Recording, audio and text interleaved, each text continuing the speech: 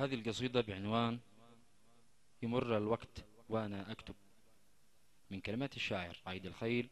تم التسجيل في مركز الحسام للصوتيات والمرئيات. هاتف 564-577-292-2651. يمر الوقت وانا اكتب واحكي عن حكاياتي، ابيات كلها تلهب وتشعل وسط صفحاتي. من شاف نحو يستغرب دعا رب السماوات. يمر الليل وانا احسب وانبش في رواياتي، ودمع العين يزيد يسكب وتنزل دمعة معاناتي. هل صدق الزمن يكذب؟ هل فارح لزلاتي؟ هل من في الحياة يسحب يغوص في بحر آهاتي؟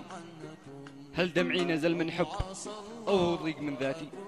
جاوب يا زمن وقطب، رجع نبض دقاتي. قلبي ذاق طعم القب، قلبي قل نبضاتي. أمانه أين ذاك الطب يجي يبدأ مداواتي، ونقرر يسيب يهرب يسب في الخد دمعاتي.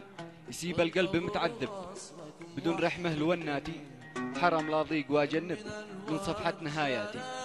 ومن زد قرر يزيد يقلب ينبش في محطاتي، يلاقي ساعة المغرب طفت أنوار شمعاتي. الناس دايم عنكم أو عصى اللهكم آدمي، واسأل الناس دايم عنكم أو عصى اللهكم آدمي. ليش أحرق دمي وعصبي وارضيك وانت ما تستاهل؟ شغلك في هواك أبوابي واقنع بالنصيب الحاصل.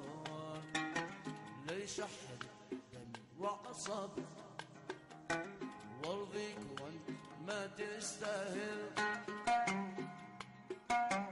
شغلك في هواك أبوابي واقنع بالنصيب الحاصل، واقنع بالنصيب الحاصل.